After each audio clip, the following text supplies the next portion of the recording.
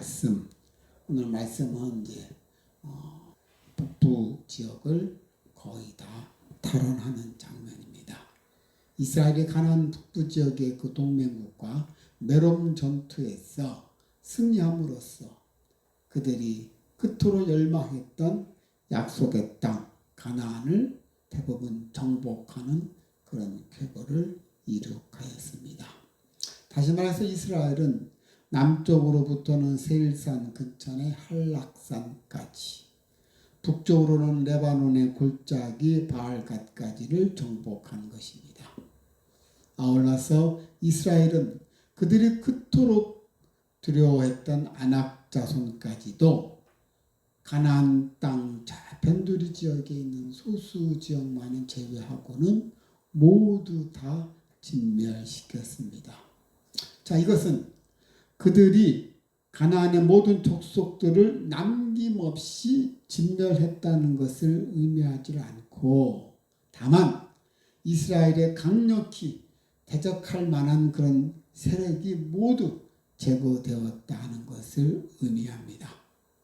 또한 이스라엘이 가나안 남은 자들을 다 진멸하지 않은 것은 그들에게 부족하거나 또는 하나님 말씀에 불순종한 까닭이 아닙니다.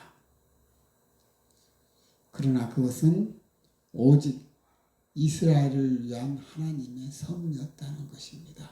자, 그렇다면 왜 가나안 족속에 있는 모든 들을 완전히 선멸하지 않고 그냥 주요 거점들로만 그들을 진압을 했어요. 그렇죠? 강력히 대적할 만한 세력들만 제거를 했습니다. 자, 그렇다면 왜 이렇게 완전 소탕하지 않았을까 하는 거예요. 그것은 하나님의 섭리였습니다. 너희들이 하나님께서 완전히 소탕하지 않는 그 이유는 하나님께서 각 지파별로 나눠진 그 땅에 너희들이 스스로 진멸케 해서 그들을 점차 멸하게 하시려는 하나님의 깊은 뜻이 있었던 것입니다. 그리고 또 두 번째는 일시에 만약에 모든 가나안족을 싹 멸절시켜 버리게 되면 전 국토가 황폐화돼 버려요. 그러면은 오히려 먹을 것도 없고, 그렇죠? 더 어려움이 있게 됩니다. 그러니까 그들을 남겨둠으로 인해서, 그리고 그들이 또 썼던 성읍까지 또 써야 되니까 그런 소수의 잔존 세력을 남겨두게 된 것이지요. 이게 깊은 하나님의 뜻이라는 것이죠. 이해됩니까? 그래요. 그래서 하나님께서 완전히 소멸시키지 아니하고 아주 그냥 주요 거점만 강한 세력들만 싹 전멸시키고, 그리고 지파별로 띄워준 땅에 가서 나머지 잔존들 너희들 스스로가 그들을 물질러라. 그렇게 하고 그들이 나머지 갖고 있었던 것을 취하면서 그러면서 거기서 먹고 살 수 있도록 그런 것을 다 허락하셨던 것입니다.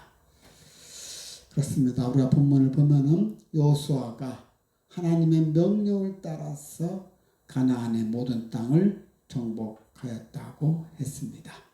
남아있는 자들은 화친한 기드온 세력들과 그리고 또 세력이 미비해서 이스라엘에게 대적할 수 없는 그런 변두리에 가사와 가드와 아스도드에 있는 약간의 아녹 자손들 뿐입니다.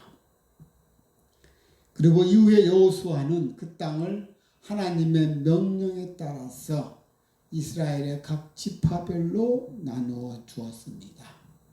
이제 가나안은 완전히 이스라엘 백성의 땅이 된 것입니다. 자, 이것은 하나님께서 모세에게 약속하셨던 것이며 더 거슬러 올라가서는 아브라함에게 약속했던 것입니다. 이 약속을 이제 여호수아가 이거를 실현하고 있는 것이지요. 자, 그렇다면 하나하나 한 줄 한 줄 보도록 하겠습니다. 16절서부터 그래서 그 경계가 한락산에 이르러서 헤브론산까지 이르는 레바논 골짜기에 바알갓까지 이렇게 두루두루 경계가 치어졌으며 그 안에 있는 모든 왕들을 다 쳐 죽였던 것입니다. 자, 그러고선 20절에 가서 여기까지. 자, 그러면 거기 있는 북부 지역에 있는 가나안 족속들이 이스라엘과 대적해서 싸우러 온 것은 누가 그렇게 한 거라고요? 여호와께서 그리하게 하신 것이라. 자, 이 대목에 가서 이스라엘 대적했던 그들이 하나님께서 그렇게 하게 만들었다는 거 아닙니까? 그런 뜻입니까? 이스라엘을 대적한 그 이유가 뭡니까? 가나안 족속들이 완악했다는 거예요. 가나안 족속들이 완악한 것은 그들의 마음이 강팍했기 때문에 그랬다는 것입니다. 자, 그렇다면 그들의 마음이 강팍하게 된 그 이유가 뭐예요? 하나님께서 그리하게 하신 것이라. 자, 이 말을 언뜻 보면 하나님께서 가나안 족속들의 마음을 악하게 하신 것으로 보입니다. 그렇죠?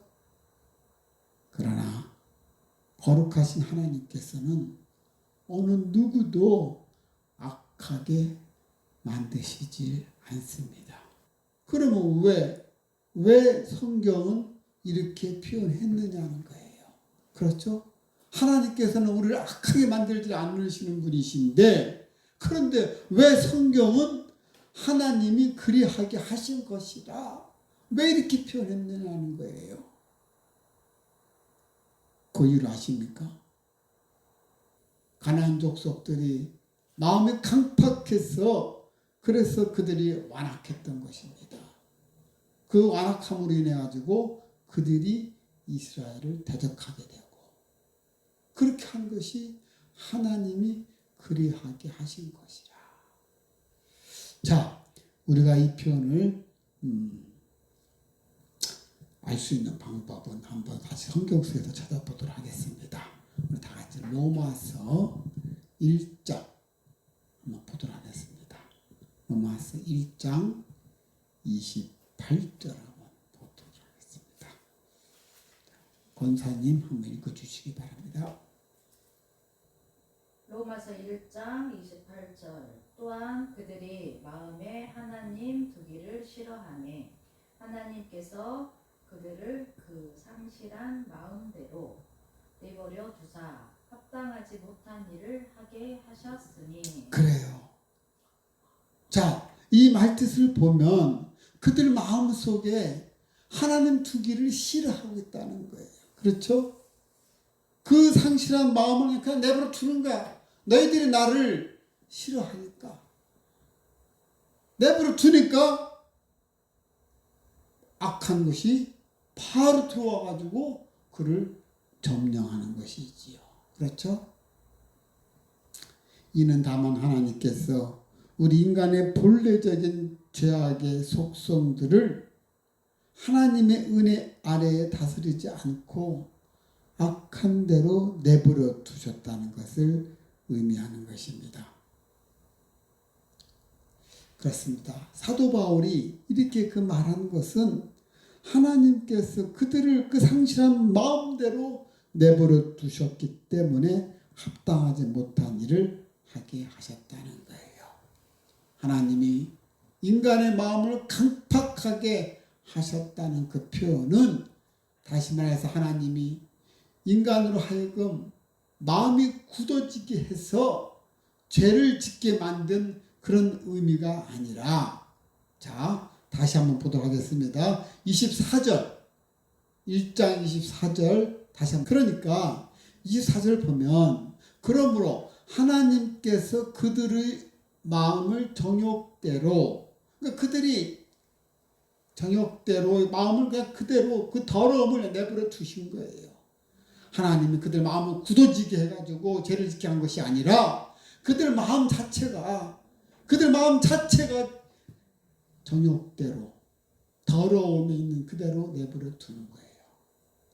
그러자 그들의 몸이 서로 욕되게 하게 하셨다는 거예요. 그렇습니다.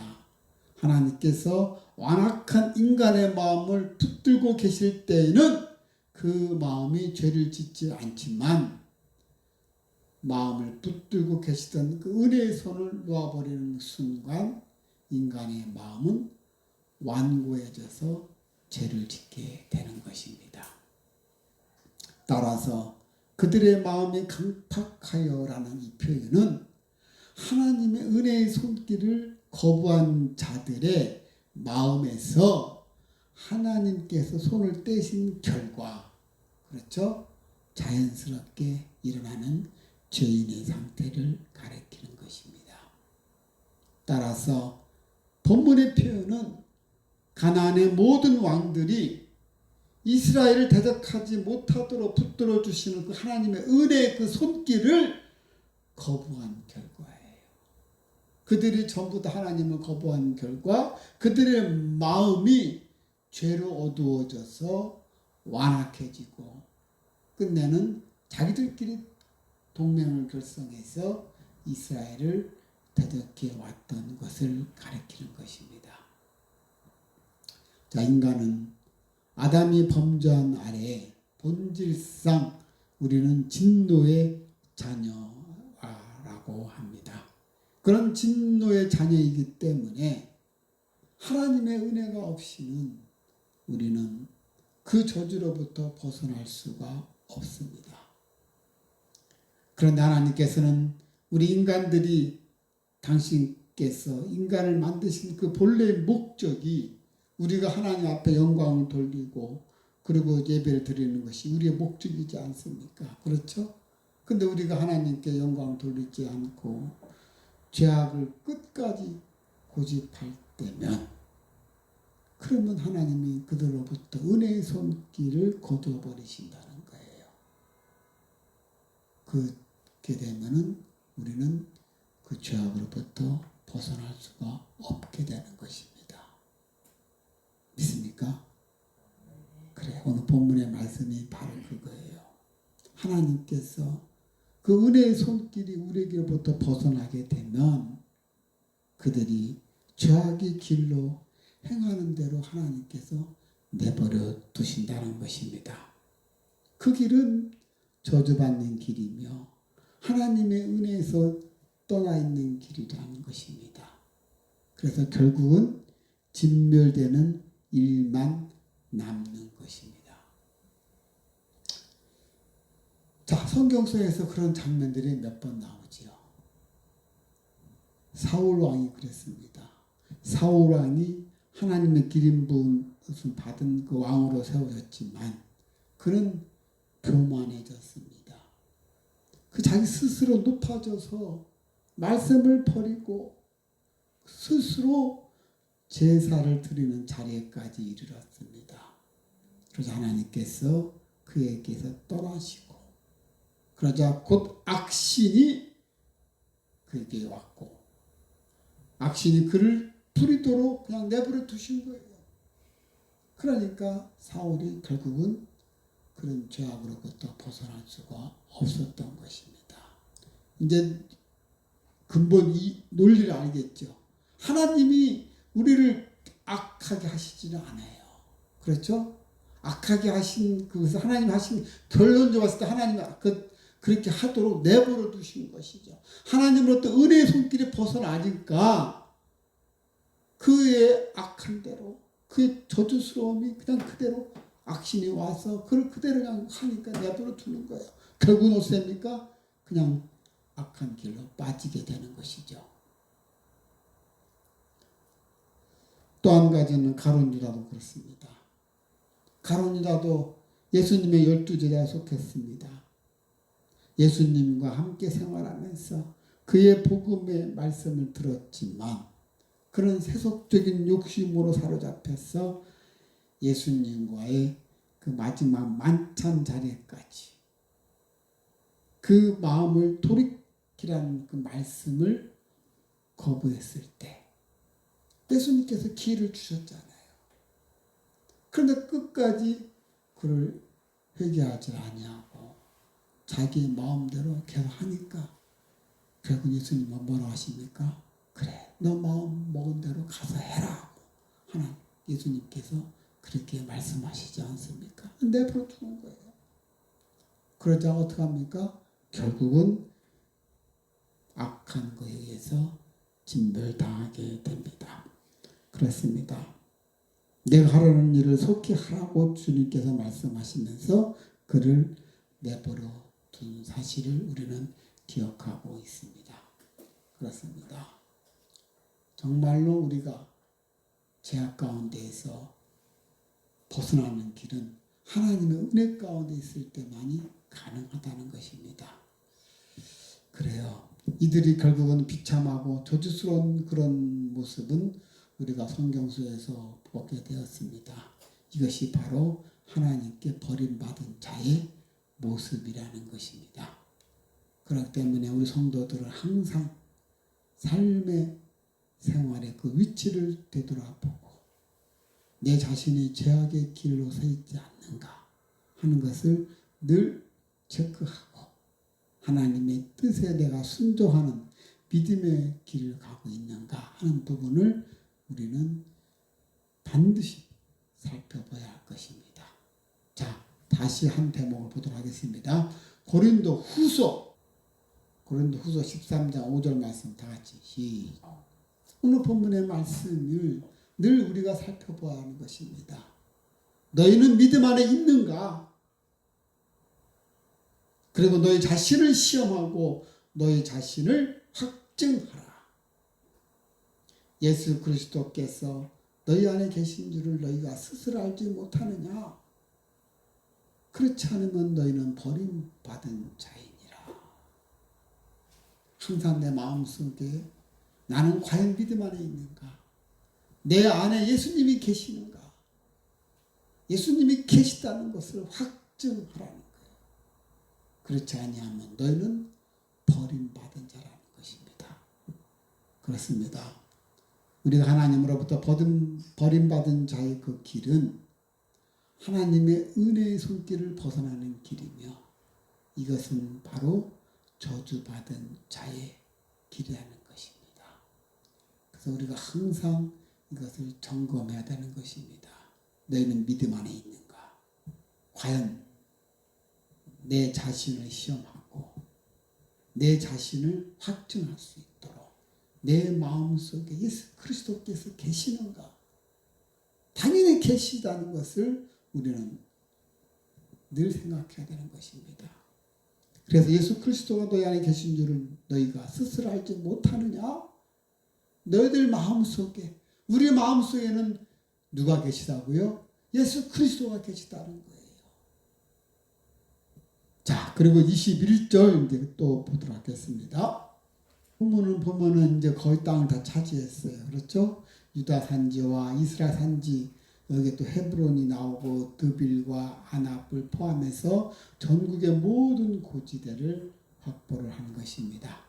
여기서 많이 등장하는 헤브론 많이 들었죠. 그렇죠? 이 헤브론의 이 지명은 예루살렘으로부터 남서쪽 약 40km 지점에 위치한 해발 850m의 성읍입니다.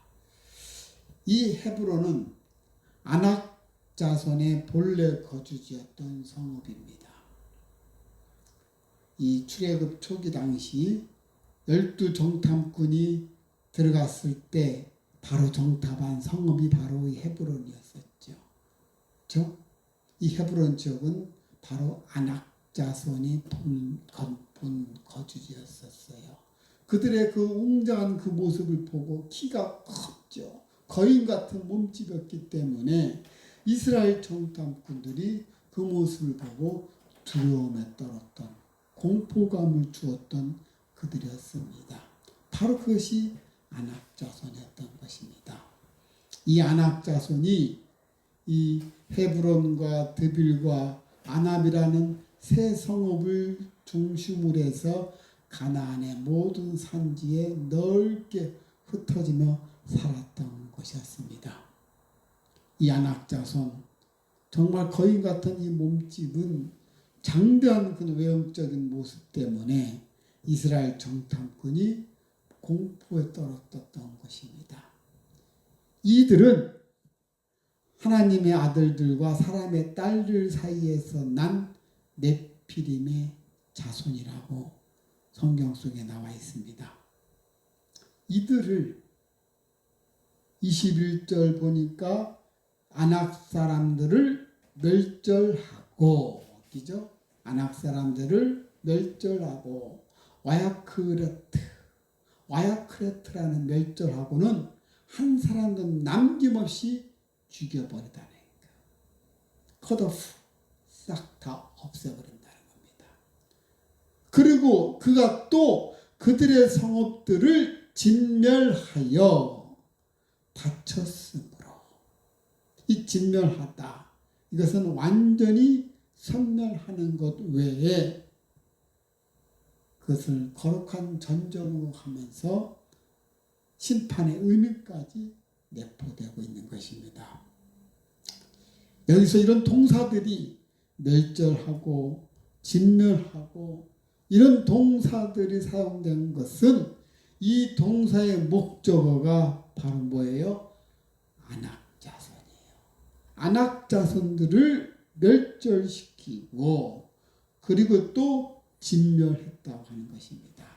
이렇듯 지금 이스라엘 백성들은 안악자손에 대해서 아주 매우 안 좋은 불쾌한 그런 경험을 갖고 있습니다. 그것은 가데스 버네아에서 이 정탐꾼들이 바로 이들 가나안 땅에 들어갔을 때, 그들을 점령했을 때, 바로 이 헤브론에 왔을 때 헤브론에는 그들의 모습을 보고 장대한 그들의 외모의 모습에 그들은 공포에 떨었던 것입니다. 그 정탐꾼을 떨게 했던 바로 그 장본인들이 이 아낙 자손이었던 것입니다. 이스라엘이 이들을 두려워하여서 결국은 어떻게 됐습니까? 하나님을 원망하게 됐지 않습니까? 아낙 자손으로 인해 가지고 두려워 떨어서 결국은 하나님을 원망하게 되고, 그래서 이들은 그 하나님의 원망함으로 인해서 이스라엘 광야에서 40년 동안 방황하게 된 것입니다. 그러니까 그 장본인이 바로 이 아낙 자손이었던 거예요. 아낙 자손 때문에 이스라엘은 공포감을 갖게 된 것이고, 그 공포감 때문에 결국은 하나님을 원망하게 되고, 왜 우리를 이곳에 데려와서 저들 손에 다 죽게 만들었습니까? 하면서 막 원망하잖아요. 그들의 원망으로 인해서 하나님께서 너희들이 40일 동안 가서 보고 온 것이 결국은 그 공포감만 보았구나. 그래서 나를 원망했기 때문에 그 하루를 1년으로 계산해서 40년 동안 광야에서 방황하게 한 것입니다. 그 족속이 바로 아낙 족속이었던 것입니다. 아낙 족속 때문에 결국은 이들이 죄를 지어서 아낙 자손에 대한 아주 매우 불쾌한 그런 경험을 갖고 있던 것입니다. 그래서 여호수아는 이스라엘에게 두려움을 조장하고 있는 이 아낙 자손, 이들로 인해서 광야에서 40년간 방황하게 된 그 원인을 제공했던 아낙 자손, 이 아낙 자손을 가나안 땅에서 제거를 한 것입니다. 이스라엘에게 자신감을 심어주고 그리고 원수도 갚는 그런 목적을 이루었다는 것입니다. 만약에 아낙 자손을 제거하지 않고 계속 만약에 남겨두었더라면 그럼 어떻게 되죠? 또다시 이스라엘은 아낙 자손을 보고 자기들은 메뚜기라 하고 또 생각하면 두려움에 또 빠질 것입니다. 그렇죠?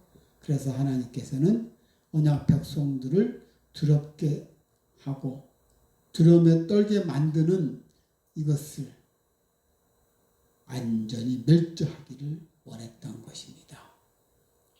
하나님은 오늘날도 하나님을 신뢰하는 우리에게도 믿음을 앗아가 버리고 염려하게 만드는 그 환경과 그리고 그 악한 그런 영적 대적자들, 그들을 우리는 제거하기를 하나님이 원하신다는 것입니다. 그래서 어떤 환경을 보고 두려워하지 말라는 거예요. 두려워하지 말라. 담대하라. 그렇죠? 우리가 하나님 앞에서 어떤 환경 속에서 우리가 해야 될 것은 무엇입니까? 담대하는 거예요. 두려워하지 않는 마음을 갖는 거예요. 그래서 오늘날도 하나님께서 이 부분을 강조하신 것입니다. 자, 22절. 지금 안악자손들이 하나도 남지 않았다고. 그렇죠? 안악자손이 단지 블레셋의 땅에 조금 남아있는 것 외에는 이스라엘 땅에서는 완전히 없어졌다는 것을 이야기하고 있습니다. 그렇죠? 자, 그런데 본문의 저자가 안악자손의 진멸에 대해서 두 번이나 반복합니다. 그죠? 두 개의 절에서 자세하게 언급했습니다. 21절에 보면 하반부에 안악자손들을 멸절하고 그가 또 그들의 성읍을 진멸하여 바쳤으므로라 했는데 22절에 와서 또 이스라엘 자손의 땅에는 안악 사람들이 하나도 남지 아니하였고, 그렇죠? 반복해서 두 개의 절을 자세하게 언급을 했습니다. 그 이유는 그만큼 이스라엘 그 마음속에 출애굽했을 때 얼마 되지 않아서 가데스 버네아에 겪었던 그 뼈저린 그런 실패 경험을 염두에 두고 있었기 때문에 그렇습니다. 이스라엘 백성들이 정탐꾼을 보내어 아난 땅을 정탐할 때 그때 그 장대한 아낙 자손들에게 느꼈던 그 공포심과 그 좌절은 하나님을 원망하게 한 원인이 되었고, 또 그로 인해서 하나님의 진노를 받아서 광야에서 40년 동안 방황하는 그런 형벌을 받았던 것입니다. 이 고통의 그 원인이 바로 누구라고요? 아낙 자손이었기 때문에 그 아낙 자손에 대한 처리를 분명하게 밝힘으로써 이스라엘 정복에 대한 그 승리와 그 완성을 부각시키고 있는 것입니다. 근데 특히 여기서 가드와 가사와 아스돗에만 남았더라라고 이렇게 세 개의 성읍을 나타냈습니다. 자, 이 세 개의 성읍은 블레셋의 주요 5개 성읍이 있습니다. 5개 성읍이 가사와 가드와 아스돗과 아스글론, 에글론 이렇게 5개 성읍이 있어요. 각 성읍의 족장들, 그들이 하나의 부족국가로 형성된 것이 바로 블레셋의 부족국가 형태였던 것입니다. 여러분들이 많이 들었던 이 가사는 지중해 연안에 있는 성읍으로서 무역과 군사적으로서 아주 많이 성업했던 그런 중요한 그런 전략적인 곳이지요. 그리고 가드는 잘 알다시피 골리앗의 고향입니다. 이 가드는, 그리고 이 블레셋 5 성읍 중에서 제일 북쪽에 있어요. 그리고 이 가드는 그 전에 다윗이 사울로부터 피해가지고 이 가드에 와서 1년 거의 4개월 동안 거기서 망명해 있었던 곳이지요. 그때 가드에 있었을 때 굉장히 곤란에 많이 처하기도 해서 그 노면할 때 미친 척하면서 막 도망 나갔던 적이 있었지요. 그리고 아스돗은 에베네셀 전투에서 빼앗겨서 이들이 이 언약궤를 아스돗에다가 갖다 놨습니다. 이 아스돗은 블레셋의 우상이었던 그 다곤신 이 본산지가 바로 아스돗입니다. 그 걔네들의 그 본석에 언약궤를 갖다 놨죠. 자, 이렇습니다.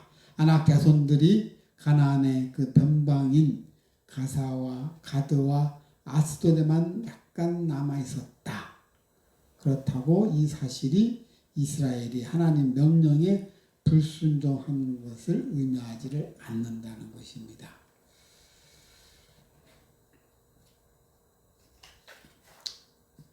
왜냐하면 하나님께서는 일시에 모든 것을 싹 전멸한 게 아니라 단계적으로 전멸하시는 것을 말씀하셨던 것입니다. 하나님께서 이미 우리 인간들의 연약함과 그리고 그 유연함을 알고 계셨던 것입니다. 우리 인간의 부족한 연약함을 알기 때문에 하나님께서 이렇게 단계적으로 쫓아내게 하신 것입니다. 하나님께서 우리 인간을 만드실 때 당신의 형상을 따라서 만들었다고 하지만 그러나 강하게 천사보다는 약하게 만들었어요. 그래서 우리 인간이 연약함을 하나님께서 잘 알고 계시는 것입니다. 하나님께서 그 신실했던 모세도 그 무리바에서 하나님의 영광을 나타내지 못하고 분을 내어서 하나님께 대한 범죄가 되었지 않았습니까? 그렇죠? 그뿐입니까? 다윗도 마찬가지로 역사 속에서 가장 위대했던 왕 다윗, 왕으로서의 예수님의 예표라고 되었던 다윗조차도 간광과 살인죄를 지었지 않았습니까? 그렇죠? 그뿐입니까? 베드로 역시 마찬가지로 베드로도 자기가 가는 예수님을 떠나지 않고 그렇게 옆에 지키겠다고 수제자의 모델로서 등장했던 베드로마저도 예수님을 부인하는 그런 자리에까지 갔던 것입니다. 이 모든 것이 우리 인간은 어쩔 수 없이 우리 인간은 그런 연약함과 유한함이 있다는 것을 말해주고 있는 것입니다. 그렇기 때문에 우리 성도들은 이러한 우리의 유한함을 깨닫고 우리의 부족함을 하나님께 아뢰고 그분의 도우심을 받고 그래서 하나님께 주신 명령에 따라서 우리는 이행해 가야 하는 것입니다. 우리 스스로 하나님의 명령을 순종하고 명령을 지켜 나간다고 이렇게 장담하는 것도 이것도 어떻게 보면은 이것도 교만입니다. 우리 스스로가 부족하고 나는 연약합니다고 고백하는 것이 오히려 하나님 앞에 온전하게 가는 것일 줄 믿습니다. 왜냐하면 하나님께서는 우리의 유한함을, 우리의 부족함을, 우리의 어리석음을 아시는 분이시기 때문에 그래서 하나님께서 우리에게 도우시기로서 성령을 우리에게 보내주신 것이지 않습니까? 그렇죠? 자, 마지막 23절 그래요. 기업으로 주었다는 거예요. 그렇죠? 각 지파가 분배받은 땅은 자신 대대로 물려주어서 계승되는 그 기업을 말하는 것입니다. 하나님께서 가나안 땅을 정복하도록 명한 그 주된 그 목적은 그 땅을 그들에게 영원한 기업으로 주시기 위함이라는 것입니다. 그 전에 주님께서 하나님께서 그 모압 땅에서 모압인과 싸우지 말라고 말씀하신 적이 있었습니다. 그렇죠? 그 이유는 모압 땅은 이스라엘에게 기업으로 주어진 땅이 아니기 때문에 그들과 싸우지 말라고 했던 것입니다. 따라서 하나님께서 이스라엘에게 가나안 땅을 정복하게 하신 그 궁극적인 그 목적은 그 땅을 영원한 기업으로 주심으로써 그 땅을 근거로 해서 구속사를 성취하기 위한 그런 목적이었다는 것입니다. 그리고는 그 다음에 어떻게 했습니까? 그 땅이 어떻게 했다고요? 전쟁이 그쳤더라. 자, 이 말은 그 땅이 전쟁으로 평온하였다는 것입니다. 완전히 그친 것은 아닙니다. 전쟁이나 분쟁이나 등으로 인해서 혼란한 일이 없는 그런 상태를 말한 것입니다. 이 본문의 표현은 14장에 가서도 또 나타납니다. 전쟁이 그쳤더라 이게 또 나옵니다. 14장 15절에도 이것이 이 가나안 땅에서 더 이상 전쟁이 필요 없고 전쟁의 위험마저 완전히 사라졌다는 것을 의미하는 것처럼 보입니다. 그렇죠? 그러나 이것은 가나안 전 지역에 전쟁이 완전히 없어진 것을 말하는 게 아닙니다. 가나안은 더 이상 이스라엘과 대적할 수 있을 만큼 그런 힘이 이제는 그런 이스라엘의 위협적인 존재가 안 된다는 거예요. 세력이 약화되어서 전면 전쟁 같은 그런 치열한 전투 상황이 끝났다는 것을 이야기한 것입니다. 사실 여호수아가 죽은 이후에도 가나안 땅에서는 각 지역에 잔존되어 있는 가나안 족속들과 싸움이 계속되었던 것입니다. 이 여호수아 이어서 이제 사사기가 들어갑니다. 사사기를 볼까요? 사사기 1장 1절 한번 보세요. 뭐라고 되어 있는가? 보면은 자 여기서 이 대목 읽으면서 자 여호수아가 죽은 후에 여호수아는 이제 죽었어요. 그렇죠? 그리고 이스라엘 자손이 여호와께 여쭈어 묻습니다. 자, 우리 가운데 누가 먼저 올라가서 저 가나안 족속과 싸우리까? 자, 이 대목을 보면 여기서 여러분들이 한 가지 여호수아가 죽었어요. 그리고는 하나님께 여쭈어요. 우리 가운데 누가 가서 먼저 싸우리까? 지금 지도자가 없어요. 그렇죠? 여기서 아이러니한 게 모세가 죽기 전에 자기 지도자를 여호수아를 세웠잖아요. 그런데 여호수아는 자기 지도자를 안 세운 거야. 그러니까 지금 지도자가 없어요. 지금 없는 상태에서 사사기가 지금 그렇게 가고 있어요. 지금. 자, 지도자가 없는 상태에서 이 이스라엘이 나가고 있는 것입니다. 그러니까 어떤 부족 연합국가로서 지금 나가고 있는 거예요. 그러다 보니까 후계자가 없이 어떻게 세우지 않았을까 하는 부분이 우리에게는 퀘스천마크이고 그러다 보니까 결국은 이스라엘 백성들이 점점 약해져 가는 것이죠. 자, 이 부분이 사사기 1장 처음에 시작할 때 여호수아가 죽은 후에로부터 시작을 해요. 그렇죠? 자, 사사기 맨 끝에 한번 봅시다. 그때에 이스라엘에 왕이 없으므로 사람들이 각기 자기 소견이 옳은 대로 자기 뜻대로 자기 마음대로 행했다는 거예요.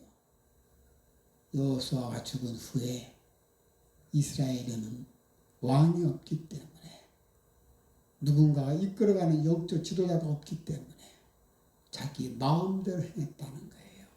그래서 이스라엘이 점점 쇠약해졌다는 것입니다. 그렇습니다.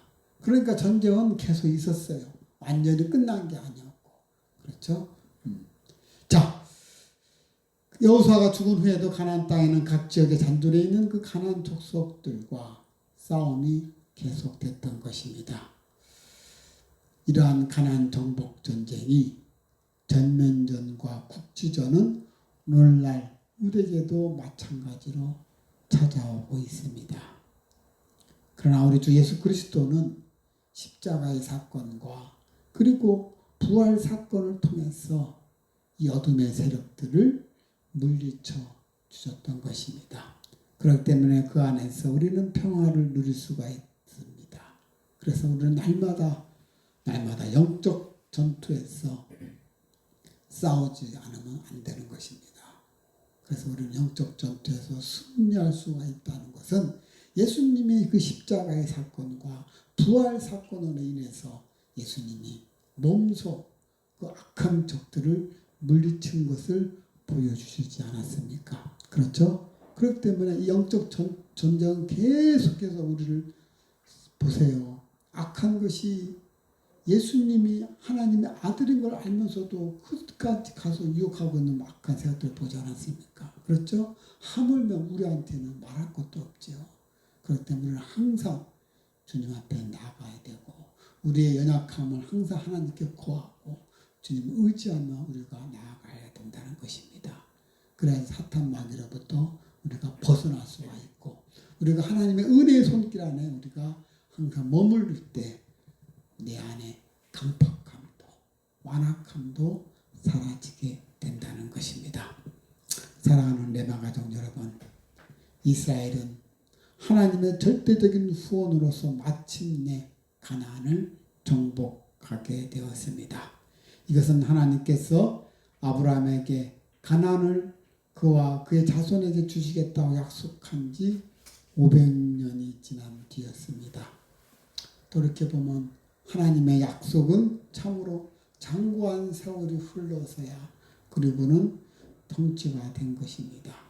그러나 분명히 이것은 하나님의 약속에 의한 것이었고 하나님의 약속은 반드시 이루어진다는 것입니다. 그렇죠? 그렇습니다. 이처럼 하나님은 한 번 약속은 변개치 아니하시고 반드시 성취하여 주신다는 것입니다. 특별히 하나님은 우리에게 천국을 기업으로 약속하셨습니다. 이 약속은 반드시 성취될 것입니다. 따라서 우리는 그때가 정확히 언제인지는 모르지만 그러나 하나님의 약속은 절대적으로 지켜질 것이고 그래서 우리는 그 지켜질 거라는 확신을 가지고 인내하면서 그 날이 속히 오기를 우리는 기도해야 될 줄 믿습니다. 그리하면 하나님은 우리를 영원한 천국으로 인도하시고 그리고 그곳에서 영생 복락을 누리게 하실 것입니다. 믿습니까? 아멘. 그렇습니다. 오늘 본문의 내용에서 볼 때 하나님이 궁극적으로 다시 한번 우리가 이 부분을 리뷰한다면 내 마음에 강팍하게 된 것은 하나님의 은혜의 손길로부터 벗어났을 때 생긴다는 것을 우리는 깨닫게 된 것입니다. 그래서 우리는 늘 날마다 하나님께 구하고 간구하고 기도해야 된다는 것입니다. 하나님의 은혜의 손길이 벗어나게 되면 하나님께서 그래 네가 날 두기를 거부하면 그냥 내버려 둔다 하잖아요.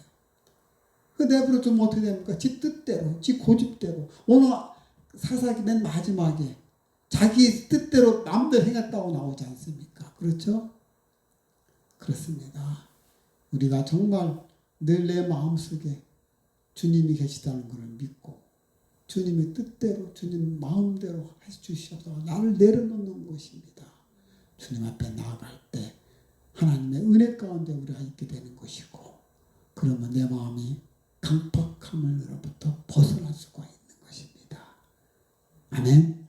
그래야 늘 주님만을 바라보며 나가는 우리의 모습 되시기를 주님의 이름으로 축원합니다. 자, 기도하시겠습니다. 사랑이 많으신 아버지 감사합니다. 오늘 말씀 속에서 가나안 족속들이 그들이 강팍하게 된 것은 그들이 완고하게 된 것은 그들 마음속에 하나님 두기를 거부했던 것이었습니다. 우리 마음속에 하나님을 거부할 때 하나님의 은혜의 손길이 거부되는 것이고 그럼으로써 우리는 죄악 가운데 빠지게 되는 것을 알게 되었습니다. 늘 주님만을 바라보며 우리의 연약함을 우리가 고백하고 하나님께 나아가 아버지께 감사하며 나아가는 자 되게 하여 주시옵소서. 감사하며 사랑이 많으신 예수님의 이름으로 기도합니다. 아멘.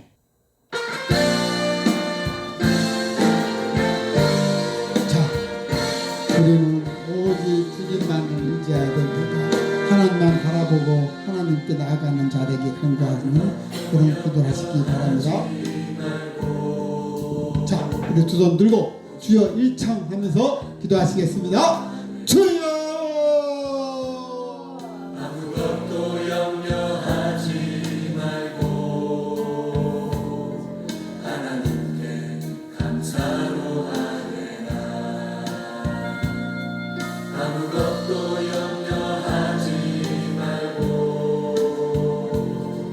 오직 기도와 간구로 하리라. 아무것도 염려하지 말고 하나님께 감사로 하리라. 지나게 뛰어난 하나님 평강 그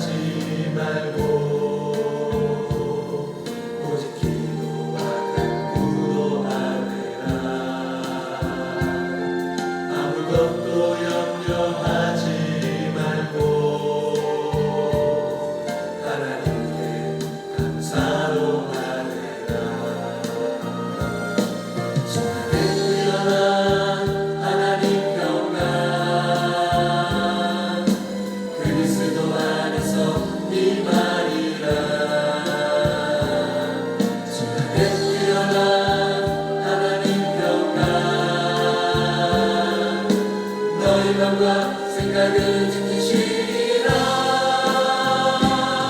지각에 뛰어난 하나님의 평강 그리스도 안에서 임하리라. 지각에 뛰어난 하나님의 평강 너희 마음과 생각을 지키시리라. 지각에 뛰어난 하나님의 평강 그리스도 안에서 임하리라. 지각에 뛰어난 하나님의 평강 너희 마음과 생각을 지키시리라. 감사하신 하나님 에베네셀 하나님 살아계신 하나님 에베네셀 하나님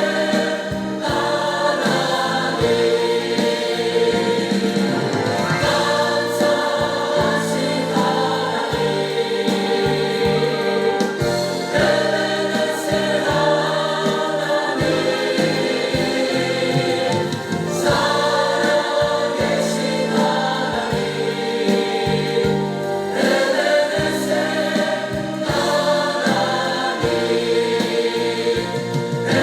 에베네셀 하나님 살아계신 하나님